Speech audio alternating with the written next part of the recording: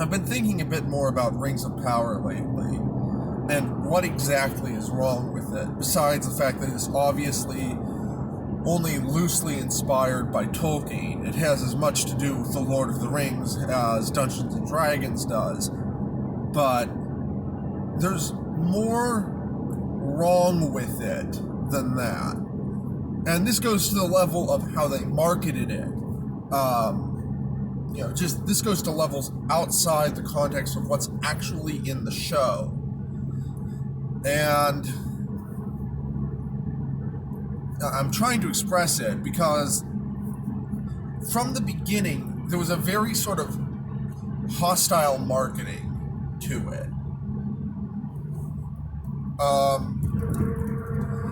And you saw that early on with people who wanted something faithful to Tolkien's writing being criticized because, it's only an adaptation. Not understanding that it's not adapting anything that Tolkien wrote. So it's, I would say it was fan fiction, except that the people who wrote it obviously aren't fans of Tolkien. And when people criticized it for, say, having weird and inconsistent casting choices, they got called all kinds of names by the purchased media that Amazon controls. And it's just, the problem is that the showrunners actually couldn't make a good Tolkien-based show. I'm not saying that they were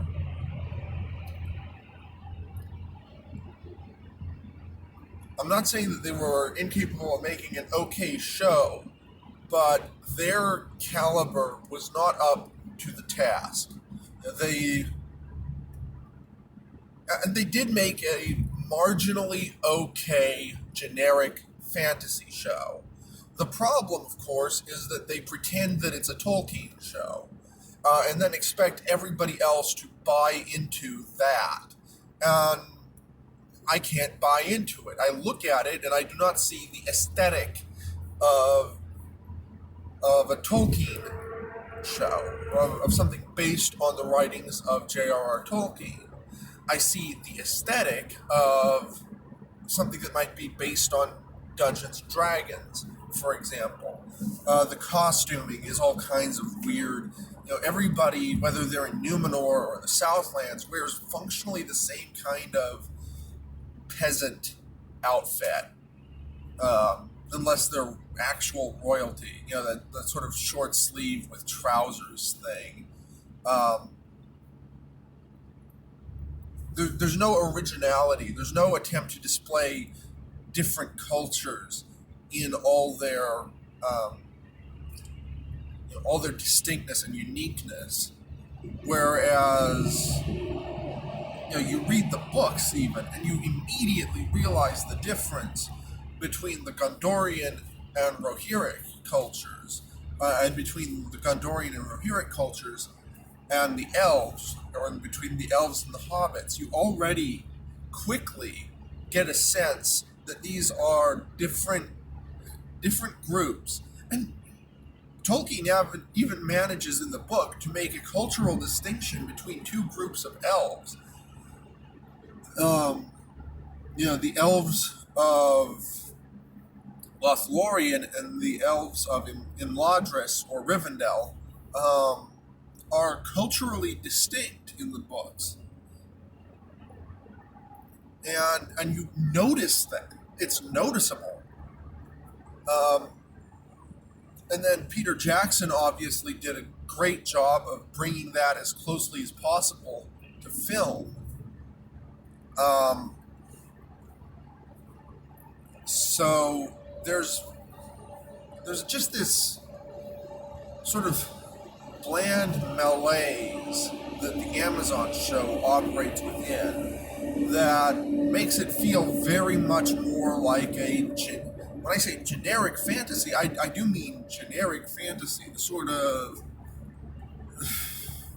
I've read some of the Forgotten Realms books. It feels like something that could have come out of that. Um, the level of dialogue is certainly not up to Tolkien's level.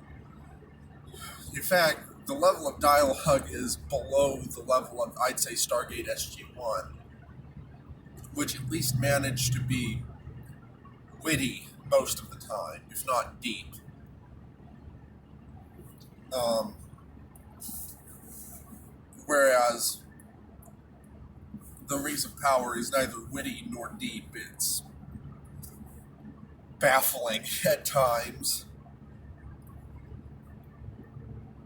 The Hardfoots are again one of my biggest complaints and gripes. I kind of hate them and would not object to them being struck by a meteor. Um,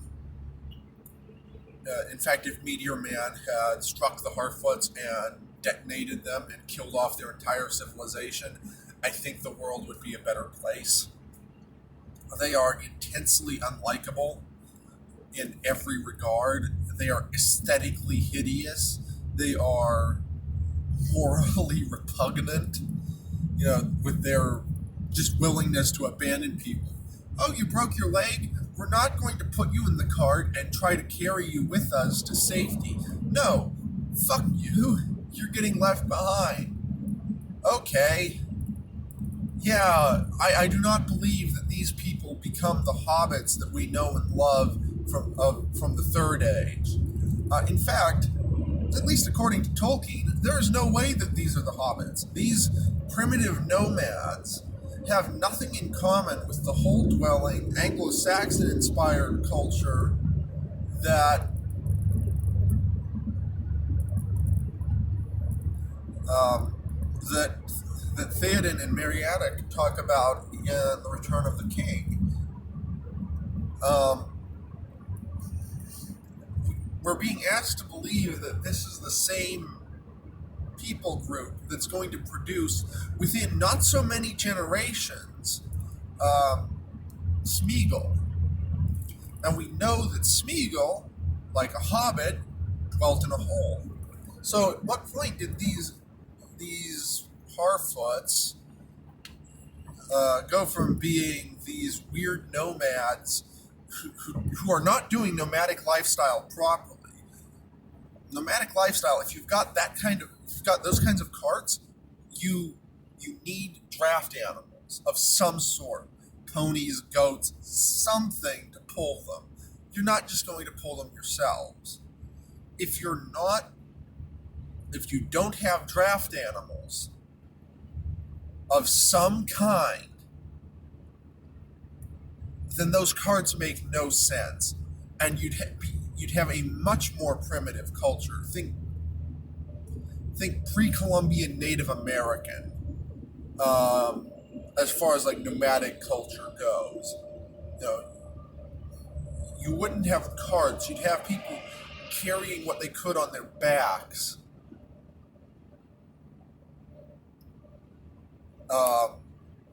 Just like, and they'd be much more actively nomadic, and they'd be much more actively hunting and gathering. But we don't see that. It's like you look at the Shire in Peter Jackson's movies, and you believe that it's a functional culture.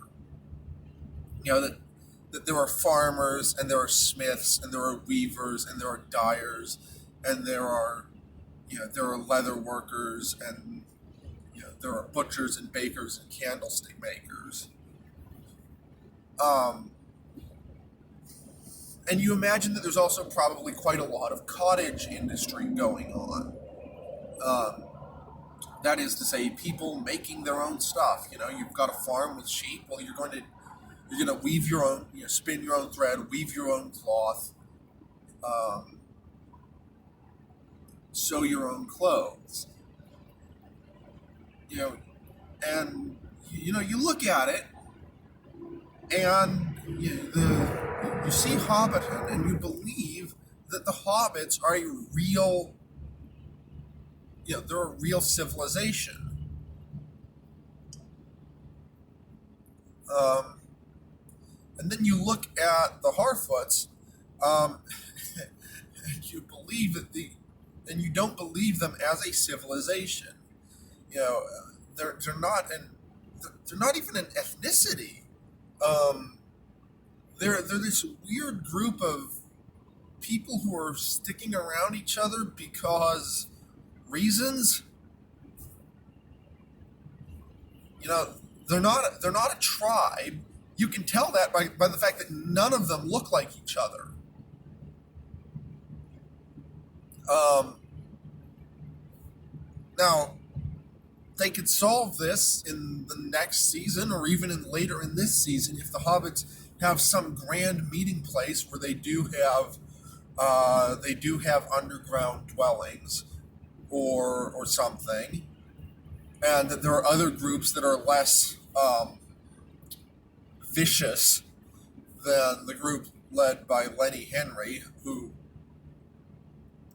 name in the show I cannot remember and don't want to. Um, so there might be other groups who are, actually decent people, but this group ain't dead. And I can't conceive of a reason that this group is even hanging around each other. They obviously have no, like, there are concepts in a civilization like filial piety, for example, which is where the younger members of society look after the older ones. You know, it's you don't even see that basic level of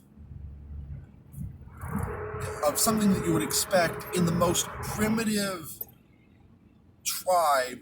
It's like you would expect more moral standing from a cannibal tribe in New Guinea than you would from these hobbits. Like, their callous uncaringness for their fellows is not even borderline, it is out and out disturbing. And it's made worse by their cheery aesthetic. Um,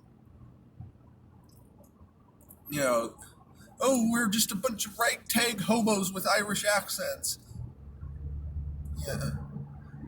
And, then you get a little further in and you go, oh, you're the bad guys. There's nothing morally good about them.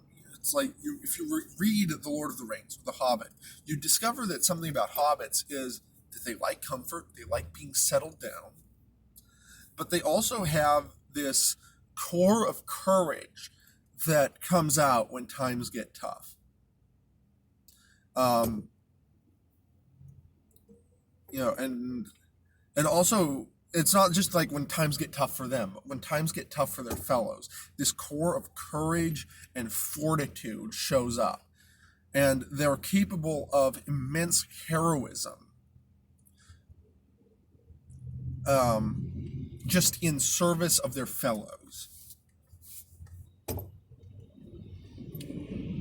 And you see it with Frodo, and you see it with Sam, you see it with Merry and Pippin, you see it during the scouring of the Shire, where the hobbits just need a bit of a kick, and they're just ready to roll and take out Sharky's men, where they're able to go up against these thugs who have been terrorizing them for months, if not years at this point, and win just through this indomitable spirit that they have. And I'm not getting that from the Rings of Power. What I'm getting is callousness, coldness, just unpleasantness. Then I've talked at length about how they whitewashed the Haradrim and how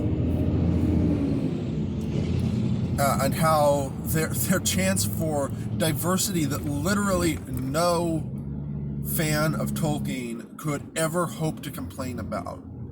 And they just threw it away, making them these generically European-esque peasants.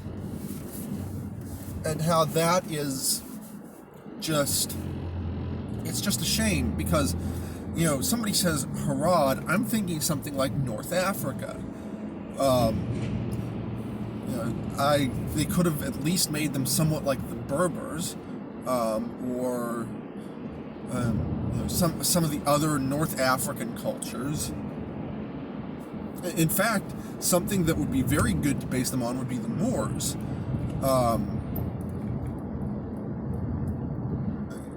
Especially with the Moorish conquests in Al-Andalus. Just like show us something that's a distinct culture. That would have been something I'd have loved to see.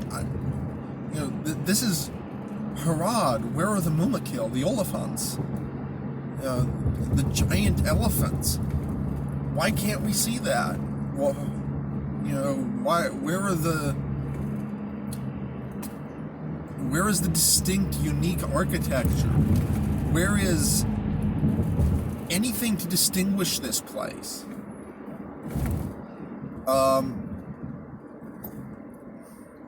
In fact, why?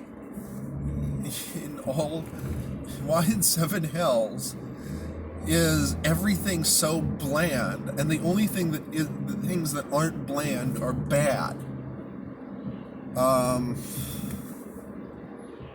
Things I liked, again, as in my first review, the architecture in Numenor being inspired by Byzantium is something that I actually really appreciated. I love Byzantine architecture. It's beautiful, and I'd have liked to have seen more mosaics, because that's a really big part of Byzantine art, both religious and secular. So I'd have loved to have seen mosaics.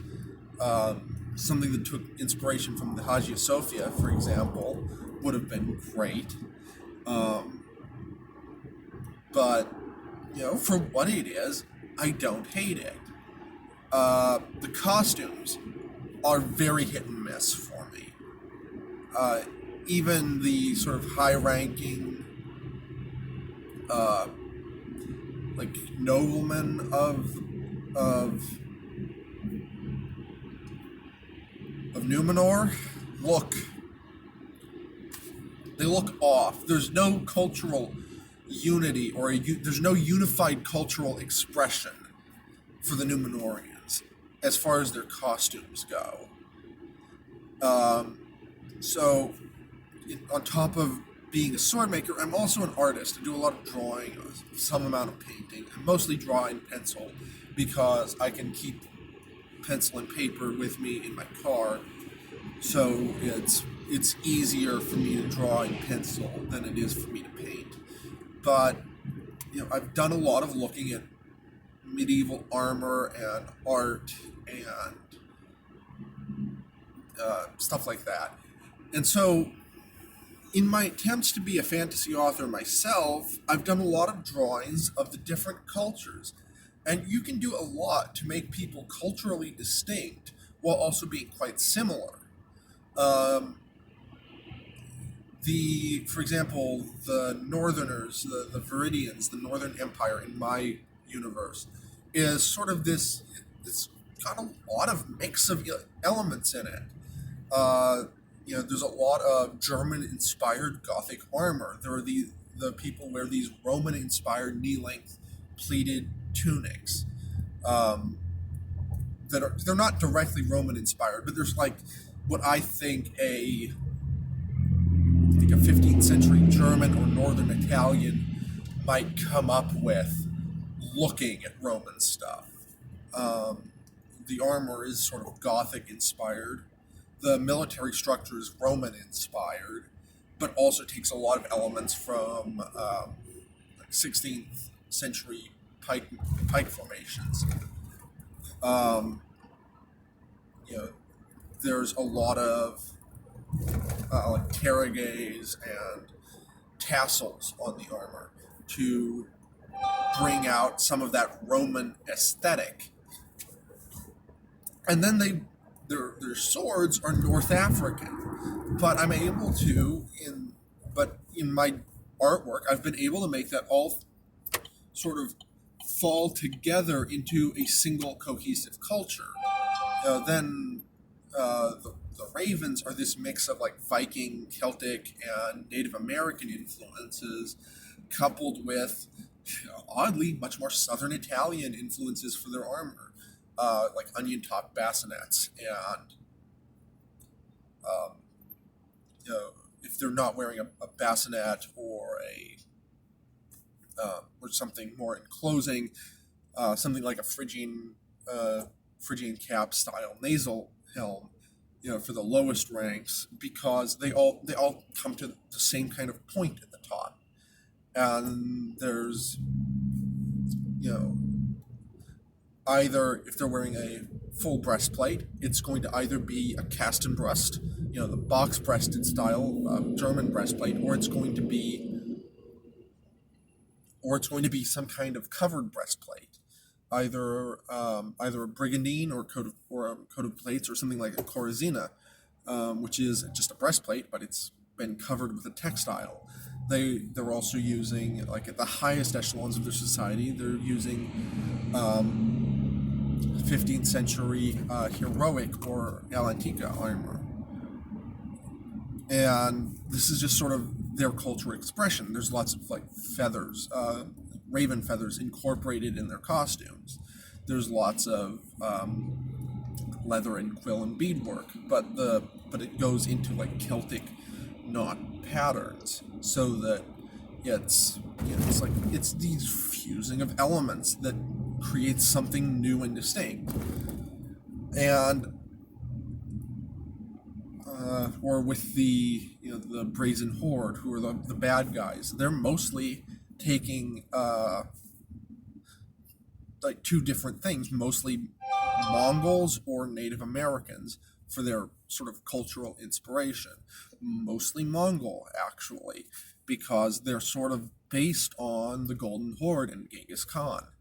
And they've got lots of silks or like textile armor, lots of sort of Asian or Eastern inspired, lots of Eastern inspired armor, a lot more chainmail, tegulated plate, things like that are just sort of exotic, but all sort of they're a bit more ragtag. So there's a lot more sort of personal expression. They're a lot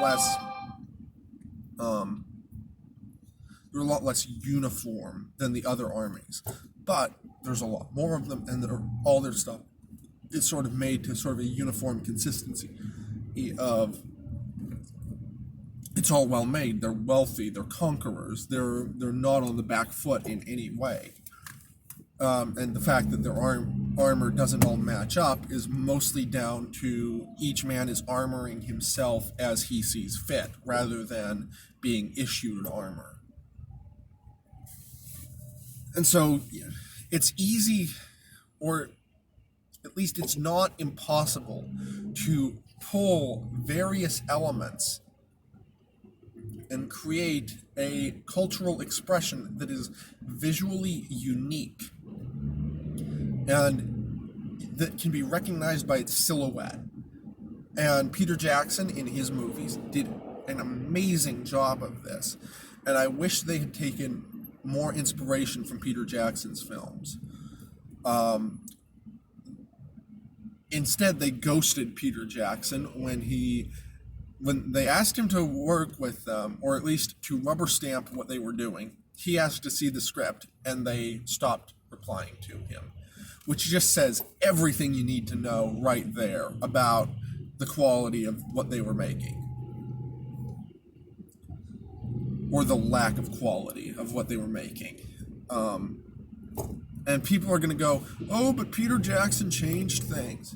Peter Jackson had to take the 3 books of Lord of the Rings and turn each book into something that an audience could sit through in a single sitting. There had to be condensations. A lot of people are mad that Tom Bombadil isn't in it. I'd have loved to see Tom Bombadil too. But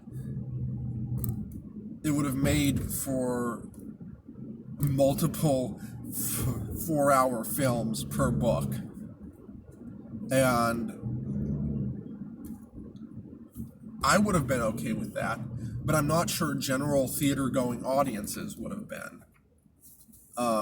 So it had to be condensed. Getting rid of Glorfindel and replacing him with Arwen is actually a good choice, because Glorfindel is a one-off character, and it doesn't matter if he shows up in the Silmarillion or in the appendices, because you're not filming those, and you need to establish recurring characters, and it's more important to establish recurring characters than it is to establish one-off fan pleasers. So replacing Glorfindel with Arwen is a good idea, because it allows us to introduce Arwen a bit early and takes some of the work out of having to explain her character. We get to see her interact with Aragorn before we really, and then we get to see her again and again and again, rather than having them be saved by somebody who just then never shows up again. They fly to the fort, and then that's it, and this character is gone from the story. It's good filmmaking decisions. People can argue about whether or not the decision with Faramir and how he's tempted by the ring is good, but I think, honestly, having him be more conflicted about it and then ultimately make the choice that he would have made in the book is the right thing, because it does show that there is some internal turmoil in him. And a film is a visual medium. You can't just say things, you have to show them in film. And again, that's a problem with film, is you have to show and not tell, and a problem with the written word is that you have to tell instead of showing. You can't get away from it.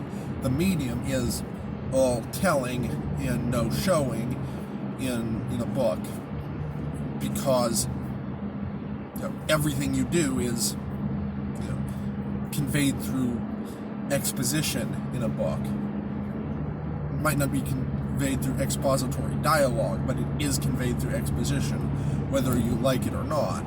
Whereas with a film, you can show what people are doing dramatically. It's much more like a stage play in that way. And it's also able to be a lot more subtle than with a stage play. But it can also need to be more. It can need to be less subtle due to needing to actually show things. Anyway, all that said, The Rings of Power is a massive disappointment. It's boring, and would somebody please let Galadriel speak to the manager and get her pumpkin spice latte? She's very cranky when she does not get her pumpkin spice. Thanks for watching. Goodbye.